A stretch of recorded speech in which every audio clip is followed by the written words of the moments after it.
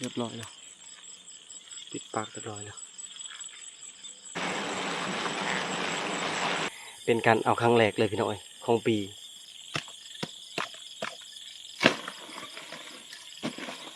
แม่มันนะนี่ใหญ่คักอลีตอนนี้ได้แล้วนี่โตเฮ็ดแม่นี่แม่จนให้บ่มันนั่นน่ะให้เจ็บบ่แม่เจ็บบ่เฮ็ดแม่จนให้น่ะก็ต้องหัวที่น่ะน่ะก็ช่วยไปตุในหัว3บอนจังละ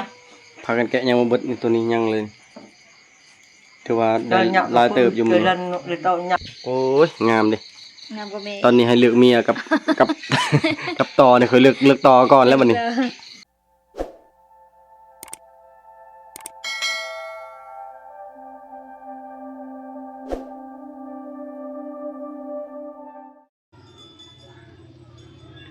กับทักทายสบายดียามแรงมื้อนี้ก็ยังบ่ได้เข้าป่าหาอยู่หากินคืออยู่พี่น้องเพราะว่า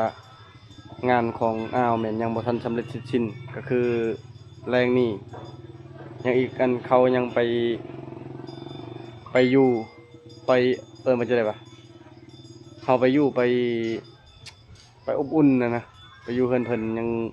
มื้อนี้แล้วก็ตอนเช้ามื้ออื่นจะเป็นมื้อสุดท้ายแล้วพอดี4มื้อเต็มอันนี้คือฮิตบ้านเฮาเขาจะนับถือแบบนี้พอได้เสียเขาก็ไปอยู่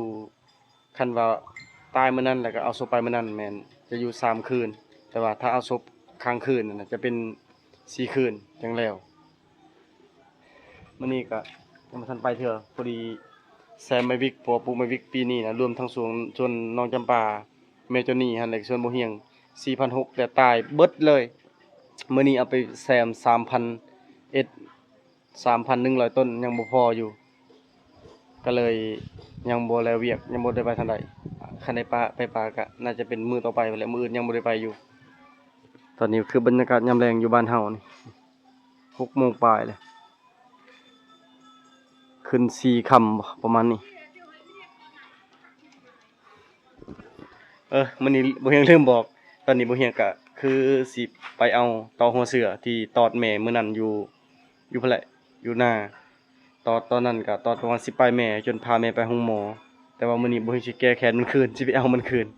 ตอบักใหญ่อะลิเพราะมื้อนี้ไปก็เห็นแล้วมันตอดแม่ตั้งแต่หมดพุ่นแหละมือที่ปลูกมะวิกพุ่นแหละประมาณ2หรือ3อาทิตย์ก่อนนี้นั่นนี่ทั้งผู้แซลมอนกำลังเฮ็ดอยู่เขากินปาดได้ยังนี่กระเจาะกระเจาะเอาใส่นี่ดีนะสบายดียามแรงแน่เลยสบายดีปาดงามดีเนาะก็เลยว่าเหี่ยวก็งามบ่ว่าพันจองนี่เฮ้ยกันจองงามอวบนี่แต่คนจับนะแฮวดำ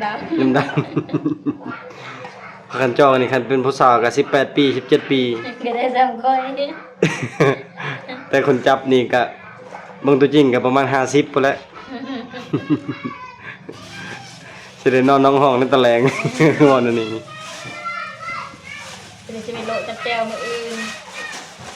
บ่เขามักหยอกว่าอันอิหยังก็พอได้เหยียดแข้งเหยียดขามันยังเหยียดแข้งขานั่นแหละข้อยอยากถามเจ้ามันยังเหยียดแข้งเหยียดขานี่มันยังเหยียดแข้งเหยียดขานั่นแหละเหยียดได้ว่าไปเตะบ้านนี่แค่ว่าพอได้ออกกำลังกายนั่นนี่อันนี้แบบเห็นเพิ่นคอมเมนต์มาคอมเมนต์ว่าอันอิหยังก็พอได้เหยียดแข้งเหยียดขาอะไรเหยียดแข้งเหยียดขาก็เรียกว่าเอ้ยฮู้นะเลยมาถามบ่มีประสบการณ์หลายเลยบ่รู้จักว่ามันยังเหยียดแข้งเหยียดขาบัดนี้ผู้ใดฮู้แล้วคอมเมนต์บอกเด้อว่าเหยียดแข้งเหยียดขาหมายถึงหยังแม่นหยังเฮาบ่ฮู้นะคันนอนก็เหยียดแข้งเหยียดขาอยู่แล้วพากันจองงามมาดินี่คือปั่นทุกอย่างนี่คือเฮ็ดอันนี้นั่นคือจับนี่ตอนนี้เขาจะไปโลกินมื้ออื่นตอนนี้เขาสิชุบมื้อนี้อ๋อตอนแรกนี่เมนูซุปผักเดี๋ยวสิหาเพิ่มเด้อซุปผักแล้วก็ครัวเตาหัวเสือเด้อโอ้คะแนนได้สิไปเอาก่อนตอนนี้ก็มาก่อนตอนนี้ก็เวลาพุ่นแหละนี่16 โมงหรือว่า8 โมงกับ52 นาทีใช่8 โมงว่ารู้เลยอันนั้น18 โมง52 นาทีก็คือ6 โมง52 นาทีนั่นแหละ เอาก่อนพี่น้อย เบาไปเลย แต่ยังบ่ฮู้ว่าสิไปกับไผไปหาเอาก่อนจนว่ามันดึก ชนโดมเนี่ย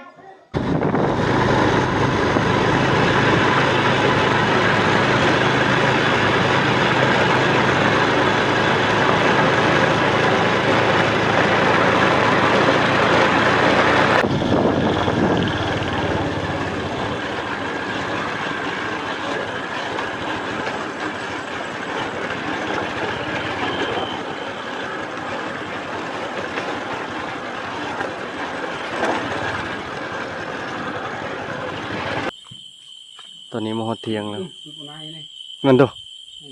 เบิ้ลทาง กบเหรออะไรเลย คือ สิบ่จ้ะ ตีหูบาทเลยนี่ อ๋อหนูนะพี่น้อยนะนั่นน่ะหนูนะ2ตัวนะไม่ปอมาตะกี้ปะชอนอยู่มันชอนนี่น่ะชอนนี่ปะlagiมันก็ต่อกี่เอ็ดเป่าละtadi asyuk pau ke dalam ni kata tak aja menrah ni lองจับตรงนู้นนะ ที่ไหนแม่ ก็ตัวนี้ แม่ตัวนี้นี่ เ เกิดตะกี้ gua apa lagi wan nanti wan coba lihat nyapa nai ni cara ni cara ni ada kilo itu pot teh lah itu จะเปาะเนาะ lองkali lองkhúc bông nụ ni thế bây giờ là thì nếu mà đâyไปจันเลยเราเจอมานำนึกมานำเดี๋ยวนั่น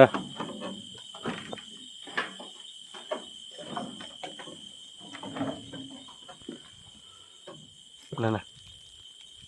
ตัวหนึ่งไปแล้วเดี๋ยว เดี๋ยวแล้ว เดี๋ยวรอเลยไม่ปุ๊บปุ๊บแล้วthôiเดี๋ยวเอ๊ะเดี๋ยวบ่คุบเอาหนูมา2 ตัวบ่ได้ครับเบิ่งนำฝนตกนี่ก็เต็มหน้าเลยเดี๋ยวปลาดุกเด้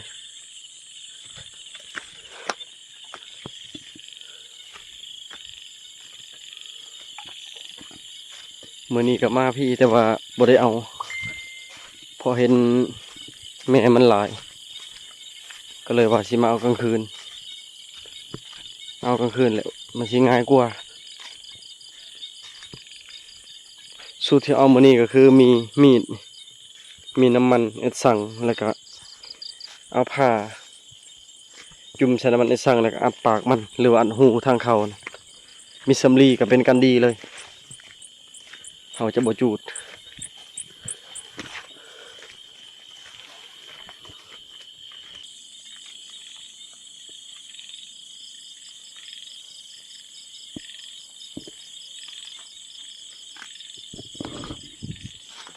เรียบร้อยแล้วปิดปากเรียบร้อยแล้ว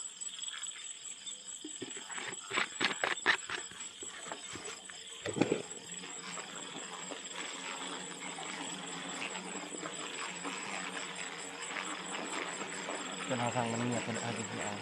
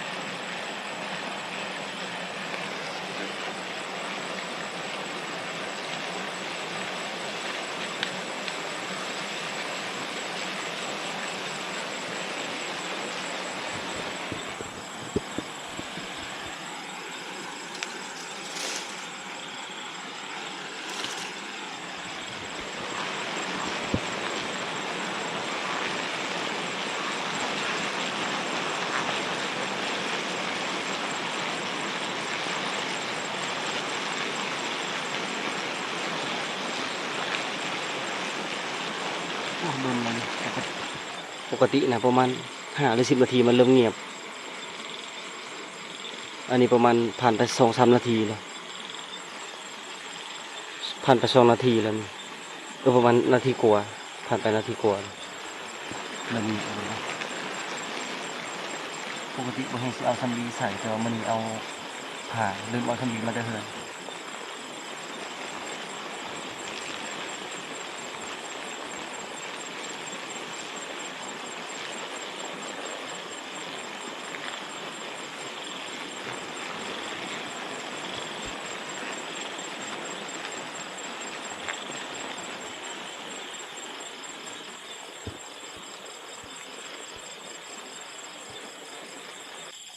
ถือว่าตอนนี้แม่มันเข้าเบิดเลยเข้า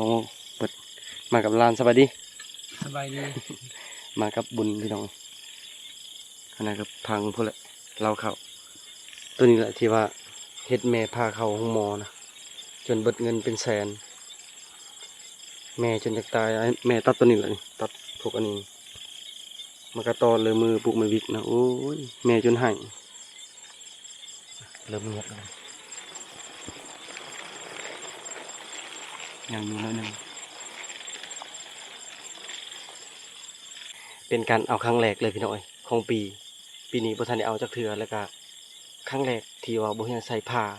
ปกติบ่เฮียงจะใส่สำลีคือเว้าแหละสำลีหรือว่าเอาพวกนวลอัน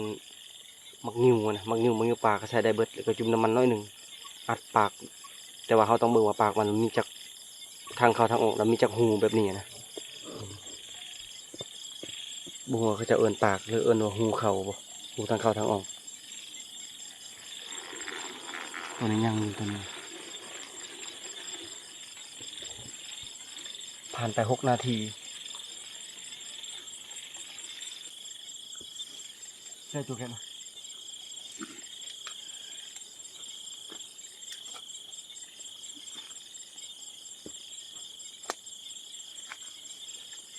บ่ฮู้ค่อยๆเคลียร์ๆเบิ่งน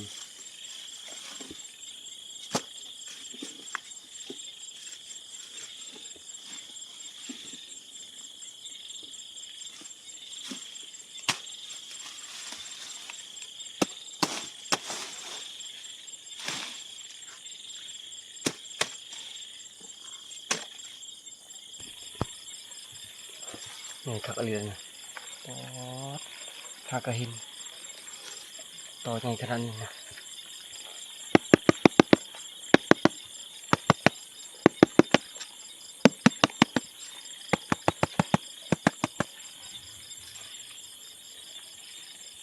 คือชีเบิดเลยที่บอกมัน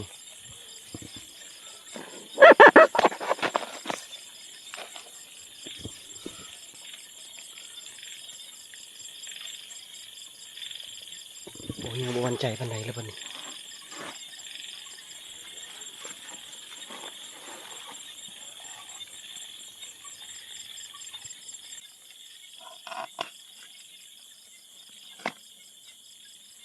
มีท้ายเจ้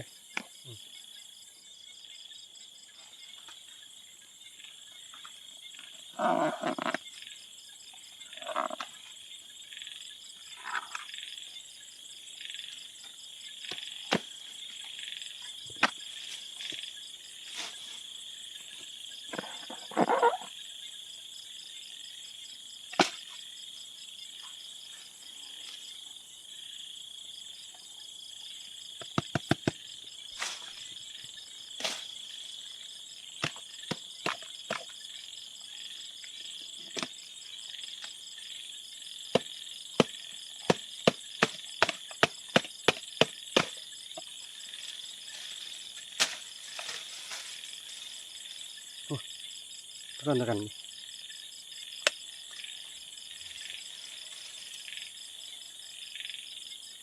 นานตายเลย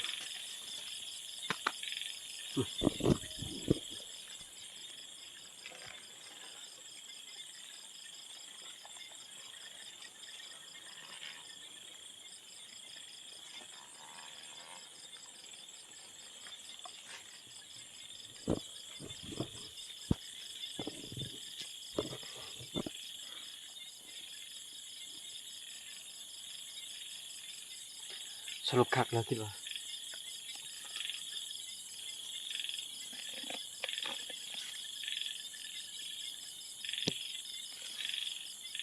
ส สรุปคักแล้วใส่มีดนะเอาตุ้นน้ำมันดู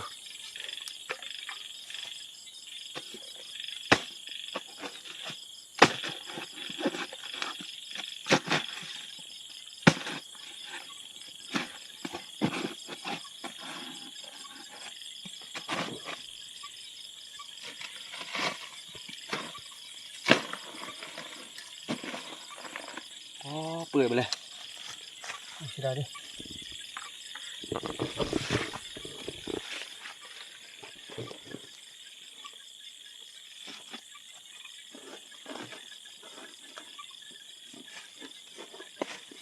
ลูกแม่มันนะโอ้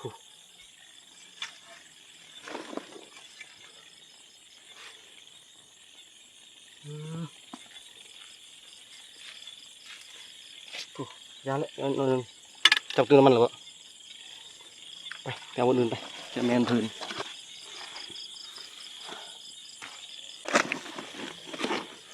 เฮ้ยแมนจะปาดปาดเลยโอ้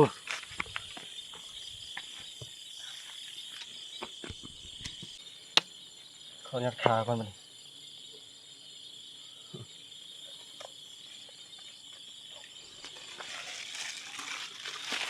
ใส่กันเลยก็อีกเลย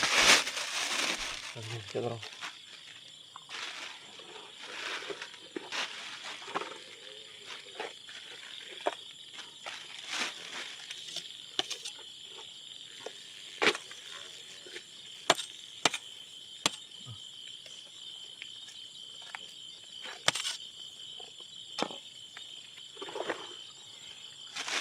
บางนี่เรียงงามเลยบ่มีกินคิวน้ำมันเอาไว้เลยคือมันพื้นไว้เลย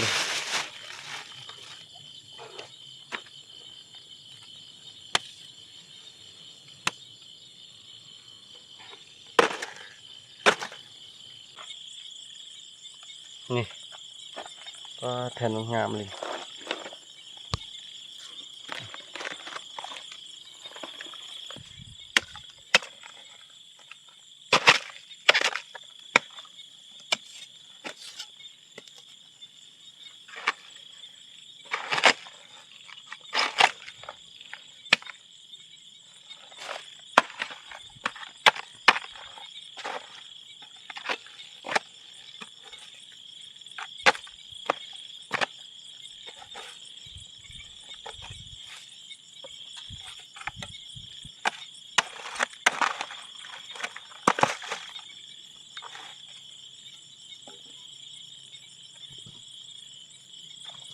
แผ่นสองแผ่นนี่ก็ใหญ่ขนาดนี้ตัวนี้คือสิเบิดละแม่มัน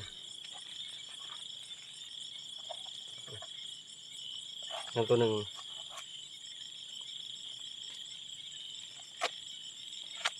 เช็ดเอาตัวนี้ใหญ่แล้วนี่ใหญ่คักอะไรตัวนี้นี่สองแผ่นเลยแต่ว่าเขาจะไปแกะอยู่บ้านเขายันอยู่ในห้างนะมันสิพื้นเพราะว่าตัวตายก็มีแต่เท่านี้แหละอยู่พุ่นนะมันเขาบริคาเลย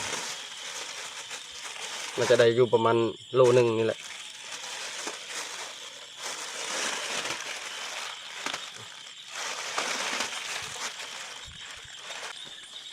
พากันกลับไปวันนี้ถือว่าได้ลายอยู่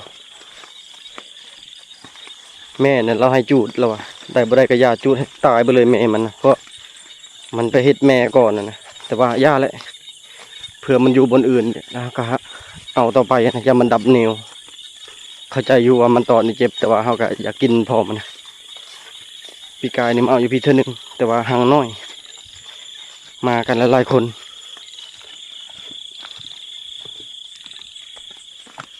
ได้แล้ว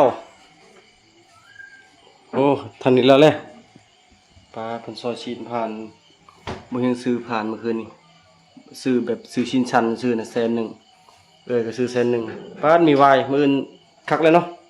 สิได้บ่ได้ซื้อกระดูกเด้อเมื่อคืนนี้นะ ใส่ไว้ สารวายหน่อย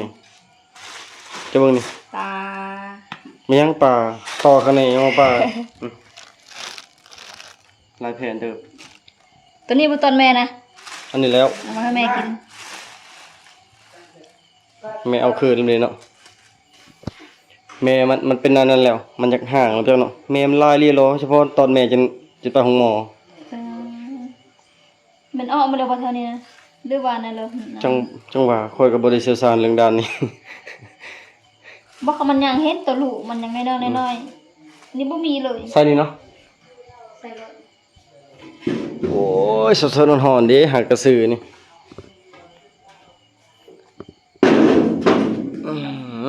นี่ ไว้สุดพักอ่ะบ่มีโคก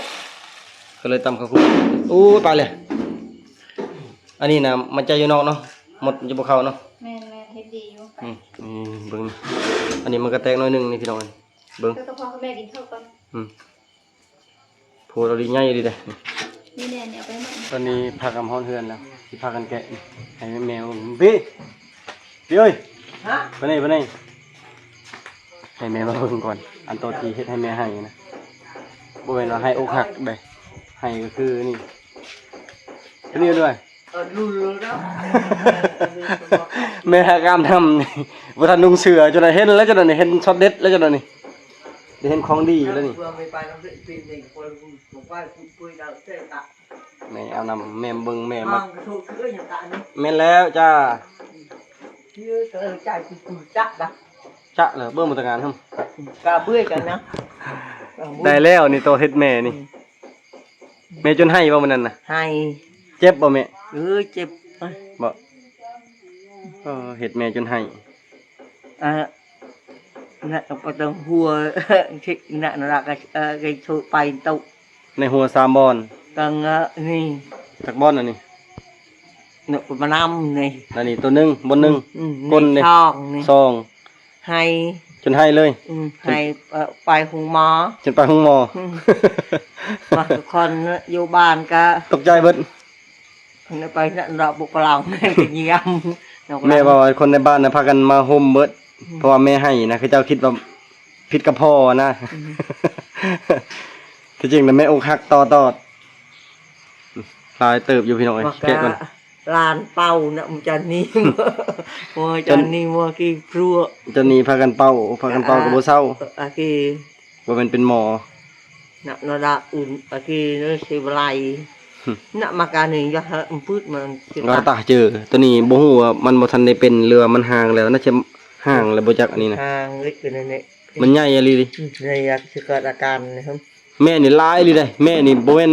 เป็น100 200พุ่นบ่เต็มกองเอาเหยาะอยู่หั่นน่ะ hươm chạy tìm cỡ ra ta còn đã kẹt vào đúng cái dạng kỹ hả bằng cái hươm ta còn rằng bớt bằng lù này ตอนเห็นน่ะสำคาแม่เว้าแต่ว่าผ่านไปประมาณเดือนหนึงบ่หรือเดือนปลายเนี่ยบ่เห็นก็บ่จือกัน tay cái chai cái bạc giọt lười dạng เดือนหนึงเนาะเดือนหนึงแล้วเดือนหนึงเดือนปลายพุ่นแหละ อาญาจะทายกัน สิพากันแกะปกตินี่เฮาได้มาแบบนี้แล้วเฮานึ่งแล้วแกะง่ายแล้วมันบ่เปื่อยบ่หยังแต่ว่าเฮ็ดแบบนี้ก็ได้คือกันไว้กินมื้ออื่นบ่เฮ้ย แม่มื้ออื่นเด้สิได้กินแซ่บๆเลย ยินบ่แม่ย่าเว้านะ ว่า อันเขาบ่ให้คนถือผ้ากินหรือว่าเด็กน้อยกิน เขาว่ายันโหล้านได้ลูกมากะคันเด็กน้อยกินก็เป็นยันโหล้าน เกี่ยวกับตอแล้วก็สิล้างกันล้านได้นะพอมัน ใช่อีพอมันบ่ละรอ แม่ก็พอกินก่อน จายุงห้องเป็ดแกะห้องนะ ฮะกะไอ้ บ้านเฮาเอิ้นห้องได้นี่ ห้องแปลว่าต่อ มาเบื่อเบื่อไข่ไปเบิ้ลเบื่อตัก อะไรตะวันกะไอ้ เลยต้นจะที่เลยบนโล8ขาดได้ อันนี้อ่ะไปเจอมาโลไข่ นี่แบบนี้ค่อยเยอะนี่ อืม ตัวดำๆนะ ก็แปลกหมู่เลยคนเขาบ่ซื้อแล้วนี่นะ ตัวเขาบ่ซื้อแล้วค่อยเยอะ บ่ได้จำปา เลยสบายดี จำปาเมื่อได้กลับไปเวียก มาอื่น กลับไปเวียกแล้ว เลย มาบ้านนี่มางานเอาโดยเฉพาะบ่ เลย ก็ได้ซอยเวียกเพิ่นอยู่บ่ ซอย บ่เป็นซอยให้ซื่อบ่จนนี่เห็นจนนี่ว่าอ้าวแม่ค่อยให้คือกันนะ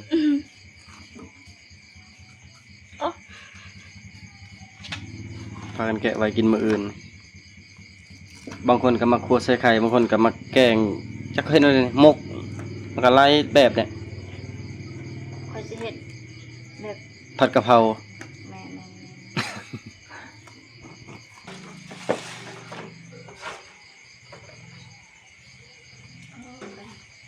ชาวไทยเอิ้นอะไรนี่ โต เรียกว่าแตนอีกบ่แม่น นี่มันสิไปแล้วตัวนี้นะนี่ยิกโค้งเลย กินได้บ่ ได้คนนี้มันจะเอาเลย เอาคนนั้นเนาะ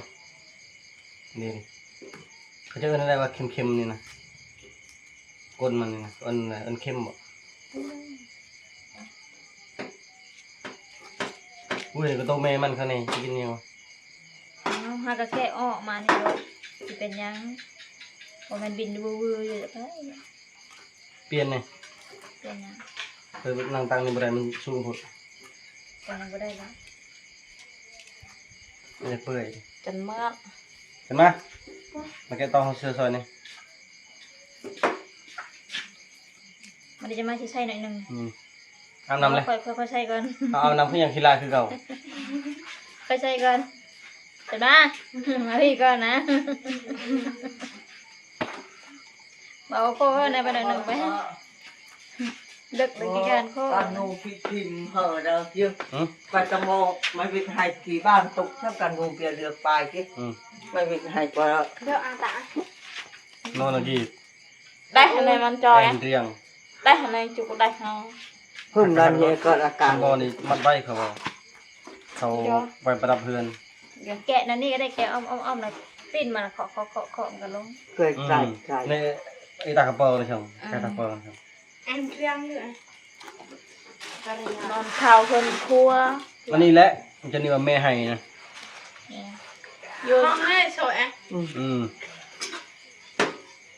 แม่เลิกจะมาจะเยี่ยม อยู่ การทุ่นเราเดี๋ยวมีรักที่ไหนที่ กี่บังก็ได้มีอ่ะ เฮ้ย เราไป คือ ที่ เกี่ยวอันข่าวกันสิ ห้วย เจ้าลองกันแล้วกัน เอ็มเรียง เวลาแบบมุนล้ม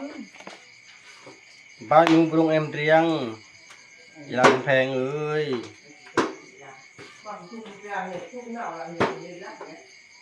เนี่ยเจอ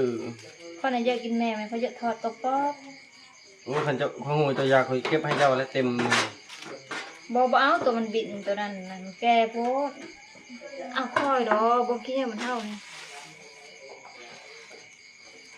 เวลาเราตัวแตะมันติดตัวเปิ้ลกินละฮัด ก็น่าตะเอา เดี๋ยว ไป นี้ค่ะเอาเก็บเห็น เอาไปกุตกตอนเรือกุตกเอาไปกุตก พี่ปาดพี่มันคืออยู่อมๆไปนี่เนาะนี่อ๋อสมอนแกะ สบายมาก แกะแล้วแหละเอาถอกเบิ้งคิดอะไร ไปนี่ห้างปลอกลาเอ้ย ถอกที่นี่มันจะบกเลยแล้วค่อยเก็บใส่ ไปตะบน ตลอด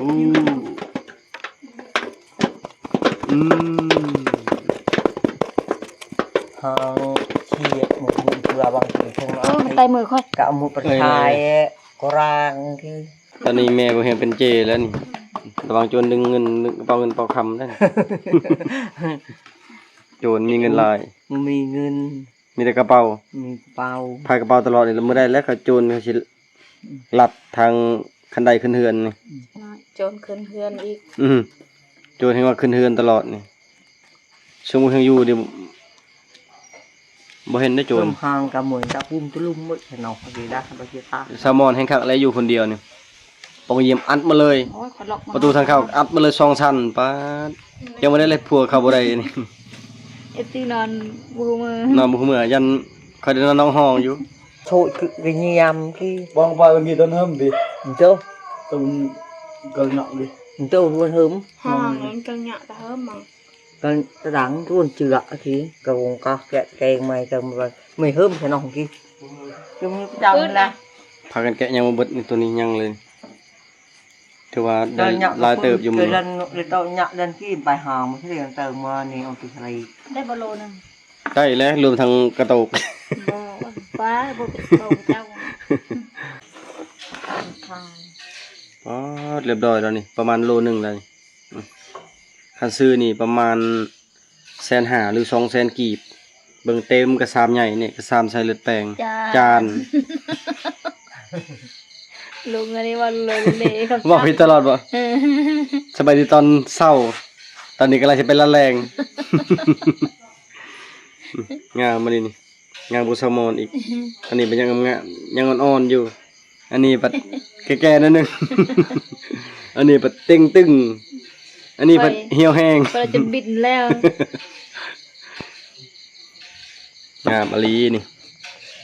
บ่หยอกไปนี่แหละ FC เว้าบ่ให้เกียรติแซลมอนบ่แม่นที่จริงก็บ่หยอกเลยคันบ่หยอกก็บ่ได้หัวแต่ก็เข้าใจเพิ่นอยู่นะ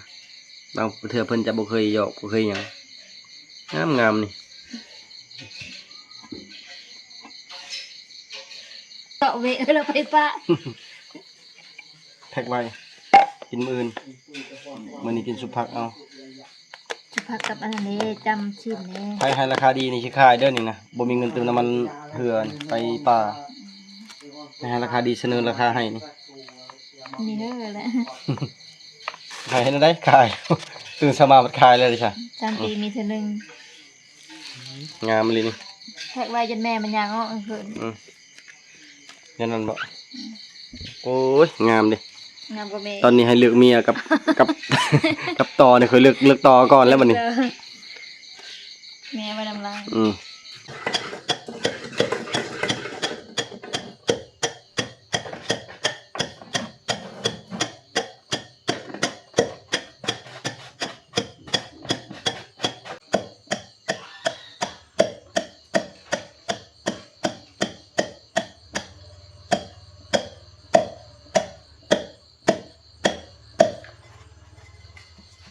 แต่อันนี้ไม่อร่อยเลย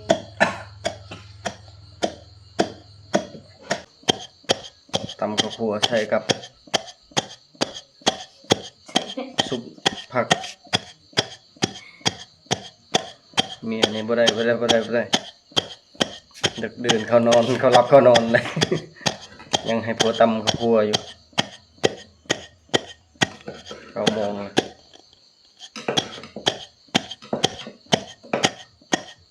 ทางนี้ทางนี้ทางนี้ จะเป็นภาษาให้คุมเลยพี่น้องอันนี้ตำมาพูดอะไรฮะตำเผ็ดต่อเลยสรุปข่อยเฮ็ดกินบ่ ถามมึงดู ทับเต้ สรุป ทับ ใคร เต้บอกแกงนะไหมเดี๋ยว เฮ็ดทั้งเบิด เต้บอกยองจะหนานกับเคาะนั่นแหละตำกระเบิดกับเคาะนั่นแหละ เพื่อนไทยเป็นไงพี่น้องเอ้ยเมียแบบนี้นะเมียแบบว่าพระเจ้าเอิ้นแบ่งเบาภาระ คันเฮ็ดแล้วต้องเฮ็ดนำกัน มาช่วยกันทำมาให้กิน บ่ได้นี่สุดผักกันจอง มีผักกันจองผักบงผักหอมเปรย์ผักตาขาว มาแขง หมากแข้ง บ่ได้เอาลิ้นใหม่เนาะ แม่ ว่าสิขึ้นเอาไว้ทางแรงนี่ก็สูงเลย สิน มั เนาะ นบอกกันหน้าเฮือนไปเอาอันนั้นไปเอาต่อกินลืมเอาไปจะได้แซ่บบ่ ครับอยู่ แซ่บอยู่แสดงว่ายังบ่ทันแซ่บ ตามตัวนั้น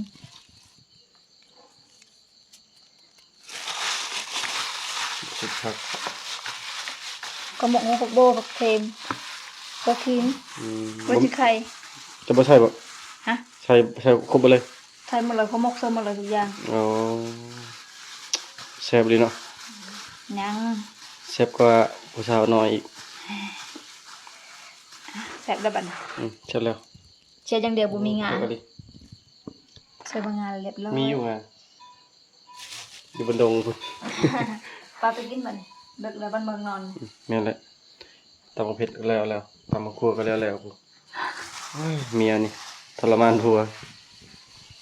นี่ก็ซีนพานนี่เอานี่สดๆนั่งอ่อนๆนี่แจ่วนี่อันนี้คือแซลมอนที่ได้พ่อกับแม่กินอันนี้มันสุกตัวนี้มันดิบให้แต่พ่อกับแม่กินก่อนเขาน้องเขากินมาแล้วเขาบ่อยากทากินน้ำเฮาส่วนเฮาน่ะกินดึกพี่น้อย อยู่บ้านก็คือกันอยู่ป่าคือกันช่วงนี้บ่เฮียงก็นอนดึกแน่ตัวเองก็อ่อนเพลียได้พี่น้อยเข้าป่าปุ๊บนี่ก็บ่อยากรอด เพราะว่าตั้งแต่บ่เฮียงเริ่มซื้อเห็ดนี่ก็ประมาณอาทิตย์หนึงแม่นนอนดึกตลอดแล้วก็มาต่ออ่าวเลยแล้วก็มื้อนี้ก็ยังสิไปพุ่นแล้วกินข้าวแล้วก็ไปพุ่นประมาณเช้าเพิ่นแหละมานะ1 โมง 2 โมงมาถึงก็4 โมงถึงก็5 โมงแล้วแต่เฮาอยู่ตลอดก็บ่ได้คืนนี้เป็นคืนสุดท้ายแล้วมื้ออื่นก็คือสิแม่นมัดคอต่อแขนบ่เฮียงก็บ่ฮู้ว่าเพิ่นเฮ็ดจังไดนะแต่ก็จบงานของอ่าวมีแต่เฮาก็ทำหน้าที่ของเฮาต่อบัดนี้ อันนี้คือจะเอิญปากไงก็ทองแล้วนี่ แม่นบ่ปากยังกระทอง เขาไปใช้สิบใหญ่ลงตัวนี้ โอ้บ่มาเข้าก็ได้ตอนแรงนี่ บ่มา ปูคนบ่มีคนกินบัดนี้เข้าเบิ่งหลายๆดิยาแล้วค่อยกินได้นี่แล้วนี่ กินแต่มันเตะออกดิ จะกินแต่มันลดออกเองนะ ตายปากยังกระทองมาพี่น้องกินข้าวนำกันนี่อันใดก่อนนะเบิ่งสุผักเมียก่อนมาพี่น้อง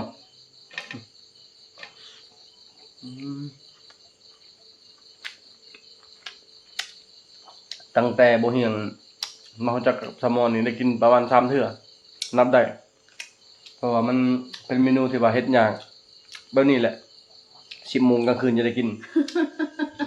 หาวัตถุดิบแต่กลางเป็น ก็ประมาณนั้นเสมอไป แล้วก็ต้องมีคนตำข้าวคั่วคนตำบักเผ็ดจะได้กินนำ มันเคยมันหมดเลย จับเลย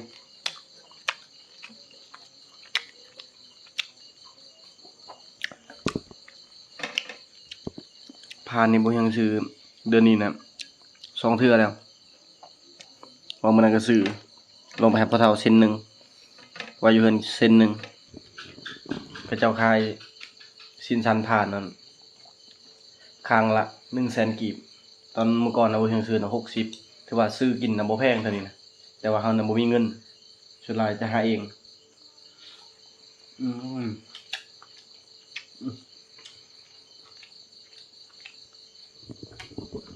ก็ได้แซ่บบ่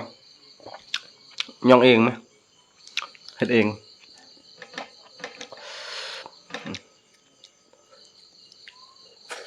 ครับดู ครับเอ้ยมื้อนี้นะเมนูเต้าหัวเสือแม่นบ่ทันกินไว้กินมื้ออื่นเช้าเพราะว่าแต่ละคนนี่อยากหลับแล้ว แต่ละคนก็กินอิ่มแล้วนะบ่เห็นก็ไปเอาตอนกลางคืนแน่บ่กล้าเอากลางเว้นนั่นกลางเว้นแล้วมันเสี่ยงโดนต่อยตัวหนึงนี่ก็โอ้เจ็บเติบแต่คันฮอด4 5 โต 6 โตนี่โอ้จนคันเข้าห้องหมอพุ่นแหละเอาพี่น้องไว้สำหรับคลิปนี้ขอจบไปเพียงเท่านี้ก่อนก่อนอื่นก็ขอขอบใจพ่อแม่พี่น้องทุกคนที่เป็นกำลังแรงใจให้บ่เฮียงใครอยากเบิ่งคลิปแบบนี้อีกก็คอมเมนต์บอกและใครอยากเบิ่งคลิปเข้าป่าก็อดไว้ก่อนแล้วอยากบ่เฮียงก็เข้าป่าหาอยู่หากินแน่นอนไปก่อนพี่น้องเด้อบ๊ายบายครับมอน